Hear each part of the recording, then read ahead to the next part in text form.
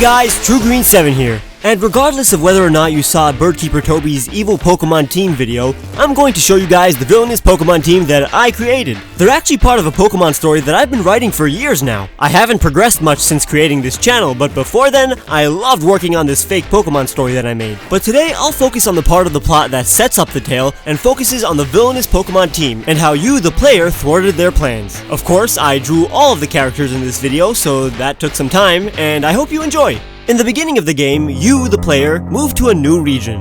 Your father is a wealthy businessman turned politician and has become a representative of the nearby Segra City. While you live in a beach town to the east, Segra City is becoming pretty unstable. You see, Segra City is separated into two districts, one in which Pokemon are part of everyday society, and the other in which Pokemon are banned and deemed as dangerous. As you arrive at your new beach house, you catch a glimpse of a popular TV show that airs in this region. The show follows a group of superhero protectors named Team Ozone. They protect the citizens of the region from harmful Pokemon. Team Ozone consists of Ozone officers and their leader, Captain Ozone, a powerful and kind man who uses brute strength to defeat evil Pokemon in every episode. This is the kind of propaganda that is spread throughout the area. The show makes kids believe that all Pokemon are dangerous. Your father never let you have a Pokemon because he too believes Pokemon are dangerous, and besides, he wants you to focus on your studies. But your new neighbor, the genius scientist Professor Sequoia, convinces your mom to let you go on a Pokemon journey, as he believes it's the best way to learn about the world. So you set off on an adventure with a starter Pokemon that the professor gives you without telling your father, who's on a business trip campaigning throughout the region anyways. As you arrive at Segra City, the home of the first gym, you witness two Ozone officers, and in this case, grunts, separating a kid and his Growlithe. One of the grunts claims that such a young kid shouldn't be around dangerous Pokemon, especially close to the no Pokemon district.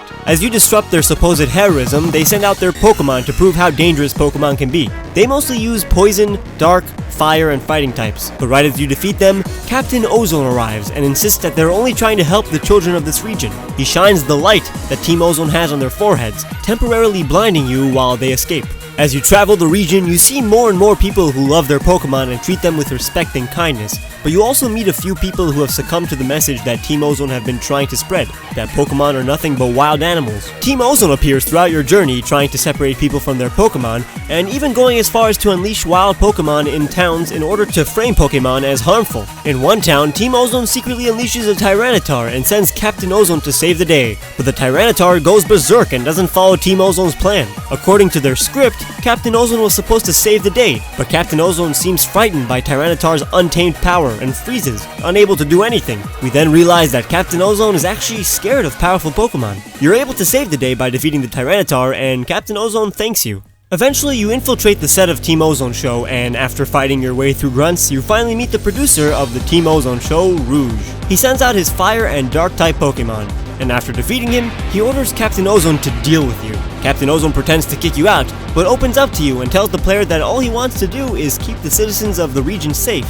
But it seems like Team Ozone's plans can actually put the region in danger. He tells us that he wants to quit the show, but also wants to stay on the team because he knows that Team Ozone has a secret plan that could destroy the foundation of the region and put many people at risk. He decides that he will stay as a double agent to secretly thwart Team Ozone's plans. As you go through your journey, you end up inside Team Ozone's headquarters. After defeating more grunts, you secretly overhear a meeting among Team Ozone producer Rouge, Executive Moss, and Executive Cyan. They are the masterminds behind the Team Ozone show, and as you eavesdrop, Captain Ozone sneaks up behind you and asks if you were able to hear their plans. Regardless, he tells you that he found out Team Ozone's ultimate plan. They want to capture the serpent-like legendary Pokemon that lives in the ozone layer. This feminine-looking Rayquaza counterpart is like the Pokemon goddess of love, happiness, and tranquility. It lives in the sky and sends her aura throughout the region, filling Pokemon with love and kindness. If she's captured and put under great distress, she will unleash unpleasant aura that will make Pokemon go wild and attack. Only then will the people of the region finally understand how dangerous Pokemon can be. When that happens, Team Ozone officers will swoop in and save the day, protecting people from the Pokemon that will start to attack. Captain Ozone tries to sneak you out of the hideout undetected, but the executives notice you too. They can tell that Captain Ozone is helping you and attack. Captain Ozone takes on Rouge while you defeat the Pokemon of Moss and Cyan, who have grass and water types respectively. Keep in mind that all of the Pokemon that these executives have were given the move Frustration. After defeating them, you and Captain Ozone escape. Captain Ozone decides that he should go and continue training in order to help you defeat Team Ozone before their plans come to fruition. After defeating the 7th gym, everybody in the region begins to talk about the rocket ship that Team Ozone is going to launch into the atmosphere. You know that they're going to capture the legendary Pokemon that resides in the ozone layer. As you arrive at the grunt-infested space station, where the rocket ship will be launched, you make your way up the building. On your way, you defeat Director Violet, who wields Poison-type Pokemon, and her henchmen, including the new Captain Ozone that they hired after the original one quit. Omega Ozone sends his fighting types, but you defeat him.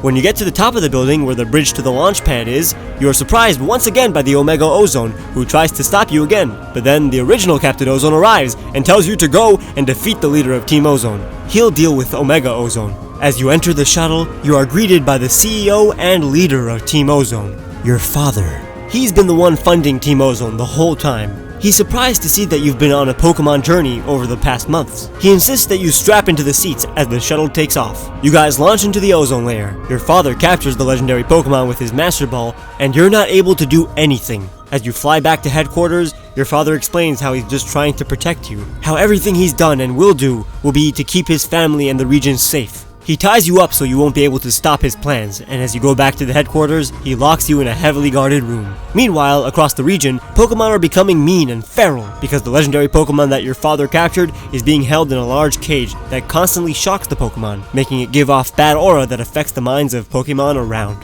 You manage to untie yourself and begin to fight the grunts who are meant to guard you. You send out your Pokemon, but notice that half of your team is disobeying you in battle. The aura that is being released by the legendary Pokemon has affected your Pokemon too, but not the Pokemon that the grunts use, because their Pokemon have never been filled with love. But as you defeat the grunts, and then the Ozone executives, your Pokemon slowly begin to obey you. Their love for you has prevailed. Your dad's assistant, Lexa, has been sent to finish you off. She tells you how Pokemon are too dangerous to be allowed to roam free. There have been countless incidents of violent Pokemon, and your dad's plans will allow him to pass a law prohibiting the use of Pokemon. You can tell that a Pokemon has hurt her in the past. Maybe that's where she got her scars. She sends out her Psychic-type Pokemon, but you defeat her. You arrive at a room in which Captain Ozone is tied up. You untie him and decide to split up to find the room in which the legendary Pokemon is being held. You manage to find it, but your dad is there too. He's disappointed that he'll have to battle his son, but in order to continue his plan, he must. He sends out his Bisharp, Crocodile, Honchkrow, Weavile, Tyranitar, and Hydreigon. It's the hardest battle you've had so far, but you're able to defeat his tough Pokemon. Captain Ozone arrives and makes sure that your father doesn't interfere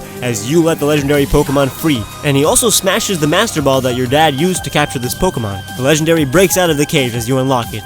You can see the devastation in your dad's eyes. All the Ozone officers come into the room and surround you, Captain Ozone, and the legendary. But the legendary swoops you and the captain off your feet and onto its back, and proceeds to blast the ceiling with a Hyper Beam. You guys escape on the back of this magnificent beast as the Pokemon in the region go back to being their happy selves.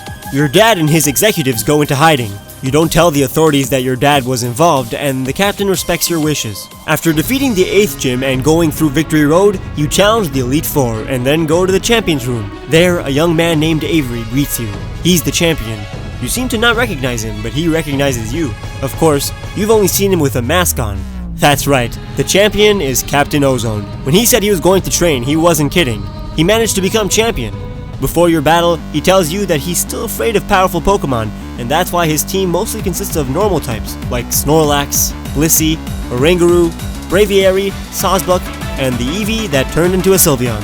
He says normal types don't scare him. When you defeat him, he is glad that since you're the champion now, he has time to journey throughout the region and help protect the citizens by educating them about Pokemon. He also says that he's seen how your Pokemon fight to protect you, and that this whole time, he's been completely wrong about Pokemon. The true way to stay safe is by befriending as many Pokemon as possible, and you are now champion. I hope you noticed some of the references and allusions that I made in this video. For example, Team Ozone is named after the ozone layer, which protects us from the sun's radiation, just like how the Team Ozone wants to protect people from Pokemon, who, like the sun, are a source of good, but can be dangerous. The ozone layer protects us from ultraviolet rays, and ultraviolet is on the electromagnetic spectrum. All the names of the members of Team Ozone represent colors and radiation from the spectrum. Rouge is red, Moss is green, Cyan is cyan or blue, Violet is ultraviolet, Lexa is X-rays, and your father's name is Trey, which means third. He's named after gamma rays, which get their name from the third letter of the Greek alphabet. Some of the characters in this game are even reminiscent of other beloved Pokemon characters. Avery, named for his use of average normal types, is basically a combo of Lance and N. and Trey is a combination of Giovanni, Norman, and Lusamine. I would love to speak more about the entire Pokemon game I created in a different video if this one is popular enough. I'll talk about all the other characters like the gym leaders and rival, the Pokemon found and locations, as well as your father and Captain Ozone's backstory. This plot was actually changed a little so it only focuses on the evil team, but the actual story of this region that I made is a little different and more balanced. I hope I can show you that in the future, so make sure to like this video. Or consider becoming a patron like Shiny Zoroark and Nicholas to get cool rewards. You can even buy these cool t-shirts that I made in the description below. But of course, just watching my videos like the ones here is perfectly fine. Make sure to follow me on Facebook and Twitter and subscribe if you haven't. I'll see you guys very soon.